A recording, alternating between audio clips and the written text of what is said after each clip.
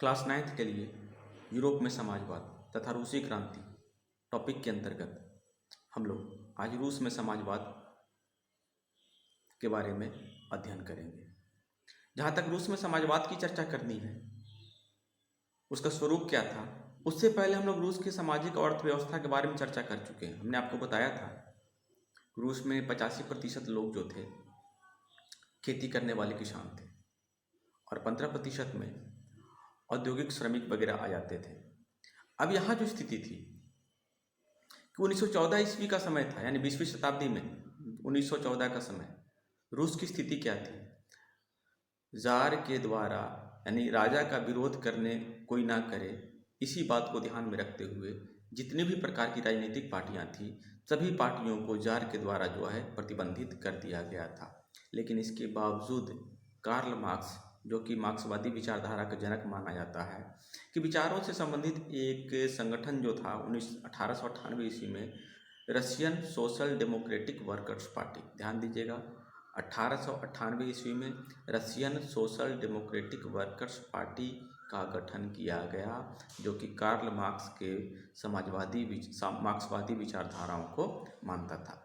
लेकिन सरकार के भय के कारण यह पार्टी जो है गुप्त रूप से काम करती थी, इसे गैर कानूनी संगठन घोषित कर दिया गया था।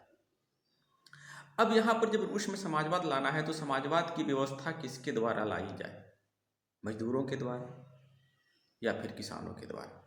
क्योंकि रूस की अधिकांश जनता किसान थी, इसी कारण से रूस में समाजवादी विचारधारा को मानने वाले लोगों को लगता था कि किसानों के सहयोग से रूस में जो है समाजवादी व्यवस्था को लागू किया जा सकता था।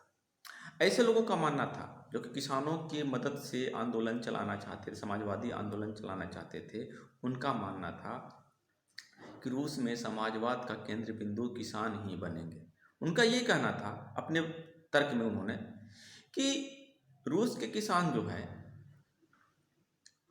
वह समाजवाद के काफ़ी नज़दीक हैं। हमने आपको रूस के किसानों के बारे में बताया था कि एक विशेषता ये थी कि समय पूरा होने के बाद जितने भी किसान होते थे अपनी भूमि को मीर को यानी कि कम्यून को सौंप देते थे। तो इसी आधार पर उनको लगता था कि यूरोप में, ऐसा खास करके रूस में, किसानों के द्वारा ही साम्यवादी व्यवस्था को लागू किया जा सकता था। अतः किसानों के पक्ष में 1900 ईस्वी में सोशल रिवॉल्यूशनरी पार्टी यानी समाजवादी क्रांतिकारी पार्टी का 1900 ईस्वी में गठन किया गया और यह पार्टी किसानों के हित में सरकार के द्वारा यानी जार के द्वारा मांग किया जा रहा था।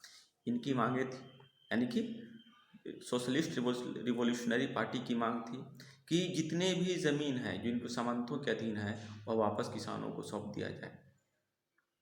तो यह एक ऐसा वर्ग था जो कि किसानों को अपने पक्ष में लेकर आंदोलन प्रारंभ करना चाहता था।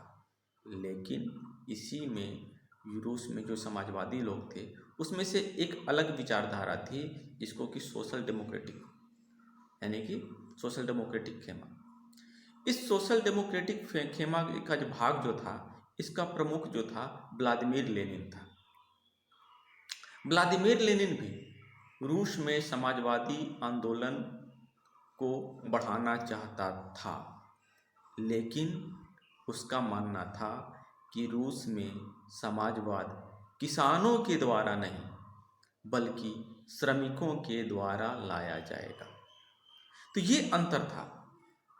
सोशलिस्ट रिवॉल्यूशनरी पार्टी जो थे उनकी मान्यता थी कि किसानों की मदद से रूस में साम्यवादी व्यवस्था लागू की जाए, जबकि व्लादिमीर लेनिन का जो सोशल डेमोक्रेटिक पार्टी था उसका मानना था कि किसानों के द्वारा रूस में समाजवाद लागू करना संभव नहीं है, केवल मजदूर ही हैं जो कि समाजवादी व्यवस्था को स्थापित कर सकते हैं। अपने पक्ष में लेनिन का कहना था कि ठीक है, रूस में 85% लोग किसान हैं और अपनी भूमि वो कम्यून को सौंप भी देते हैं, लेकिन किसानों में एक सबसे बड़ी समस्या ये है कि सभी किसान एक जैसे नहीं हैं। कुछ किसान बिल्कुल गरीब हैं, भूमिहीन हैं, कुछ किसानों के पास अपनी आवश्यकता को पूरा करने भर ज़मीन है, तो वहीं कुछ किसान ऐसे भी थे जिनके पास बड़े पैमाने पर ज़मीन थे और ऐसे पूंजीपति लोग थे जो कि मजदूरों की मदद से खेती कराने का कार्य करते थे। अब इस स्थिति के कारण लेनिन का जो सोशल डेमोक्रेटिक खेमा था वह जो मानता था कि श्रमिकों के द्वारा ही आंदोलन किया जा सकता है, क्योंकि श्रमिक तो श्रमिक हैं और सब चाहे वो किसी भी संगठन में काम करे उनकी स्थिति लगभग एक ही जैसी है। तो ये विचारधारा था व्लादिमीर लेनिन का। तो रूस में समाजवादी आंदोलन का स्वरूप क्या होना चाहिए, इस मुद्दे पर समाजवादी लोग बटे हुए थे।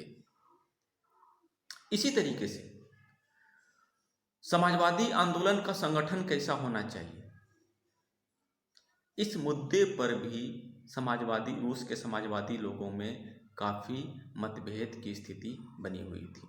खास करके व्लादिमीर लेनिन जो कि बोल्शेविक खेमा का प्रमुख माना या बोल्शेविक पार्टी का प्रमुख माना जाता था, व्लादिमीर लेनिन, उसका मानना था कि रूस में जार का जो शासन चल रहा है उस शासन में समाजवादी जो है पार्टी जो स्थापित की जाए उसका स्वरूप बिल्कुल अनुशासित होना चाहिए, उसकी संख्या सीमित हो और नियंत्रण में हो, और इस प्रकार से नियंत्रण में हो कि बोल्शेविक पार्टी यानी कि लेनिन जो भी कहे उसका अक्षरशः पालन किया जाए। वहीं एक दूसरा खेमा जो था जो किसानों के पक्ष में था यानी कि सोशलिस्ट रिवोल्यूशनरी पार्टी, इसका क्या मानना था कि नहीं, जो सारे लोग समाजवादी आंदोलन के समर्थक हैं उन सभी समर्थक लोगों को इसमें शामिल होने का अवसर दिया जाना चाहिए। तो संगठन के स्वरूप में भी काफ़ी अंतर देखने को मिलता है। तो रूस में समाजवाद टॉपिक के अंतर्गत इस टॉपिक से जो प्रश्न बन सकते हैं, पहला वह ये हो सकता है कि रूस में समाजवादी आंदोलन के पर विभिन्न वर्गों का विचार प्रस्तुत कीजिए। रूस में समाजवादी आंदोलन पर विभिन्न वर्गों का विचार प्रस्तुत कीजिए। उसके बाद बोल्शेविक पार्टी और मोन्शेविक पार्टी में अंतर स्पष्ट कीजिए। प्रश्न फिर से करेंगे, रूस में समाजवादी आंदोलन के विभिन्न स्वरूपों की व्याख्या कीजिए, और दूसरा रूस में बोल्शेविक और मोन्शेविक पार्टी में अंतर स्पष्ट कीजिए। नेक्स्ट हम लोग अगले टॉपिक पे चर्चा करेंगे।